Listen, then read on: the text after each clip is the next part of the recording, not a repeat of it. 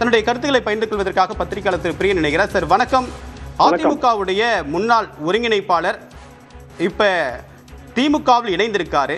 இது திமுகவுக்கு எந்த அளவுக்கு சாதகம், அதிமுகவுக்கு இது ஏதாவது தாக்கத்தை ஏற்படுத்துமா? அவர் அண்மையில கட்சியில இல்ல, கட்சியில நீக்கப்பட்டிருக்காரு. ஆனா இன்னும் அந்த இம்பாக்ட் இருக்குமா?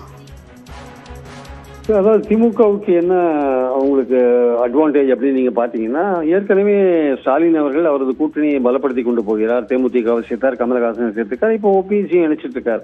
ஸோ அந்த கூட்டணி பலமாயிட்டு இருக்கிறத நம்ம பாக்குறோம். ஓபிஎஸ்க்கு என்ன ஆப்ஷன் இருக்கு அப்படின்னு பாத்தீங்கன்னா, அவர் பாஜகவை நம்பினார், அதிமுகவில் சேர்த்து விடுவாங்கன்னு சேர்க்கல. எடப்பாடி ரொம்ப பிடிவாதமா அவரை சேர்த்துக்கவே மாட்டேன்றார். அதாவது முதலமைச்சர் கனவு இருக்கிற எடப்பாடி எல்லோரும் ஆதரவையும் பெற்று முதலமைச்சர் ஆகணுன்ற அந்த எண்ணம் அவருக்கு இருக்கா இல்லையான்னு தெரியல.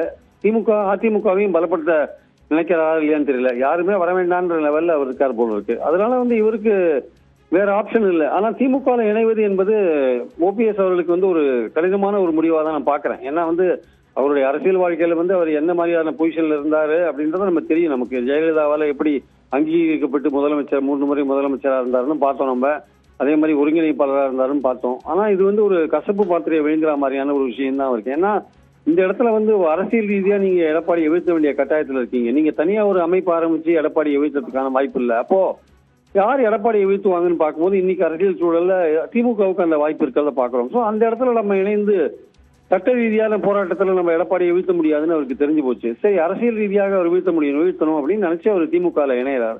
இந்த அரசியல் சூழல்ல அவருடைய நிலைப்பாடு, அவருடைய நிலையில இருக்கிற ஒருத்தர் என்ன மாதிரி முடிவெடுக்கணுமோ அதை அவர் எடுத்திருக்காரு. அது அவருக்கு கொஞ்சம் கஷ்டமான சிரமமான ஒரு காரியம் தான். தனியா ஆரம்பிச்சு ஒரு சுயேட்சையா கூட்டணி அமைச்சு ஒரு சுயேட்சையா நின்னா கூட நிலக்கலான ஒரு ஐடியால கூட அவர் இருந்தார். ஆனா திமுக அவரை இல்ல கட்சியில சேருங்க, உங்களுக்கு உரிய கௌரவம் மரியாதை எல்லாம் நாங்க கொடுக்குறோம்னு சொன்ன பிறகுதான் அவர் போய் சேர்ந்திருக்காரு. ஆனா இப்போ அவர் இனிமே அதிமுக பத்தின இந்த கிளைம் எல்லாம் இனிமே அவர் பண்ண முடியாது. அதிமுக என்ற கட்சியை பத்தி அவர் இனிமே மறந்துடணும். இனிமே அதை பத்தின ஒருங்கிணைப்பாளர் போன்ற விஷயங்கள் அதெல்லாம் இனிமே முடிஞ்சு போச்சு அந்த கதையெல்லாம்.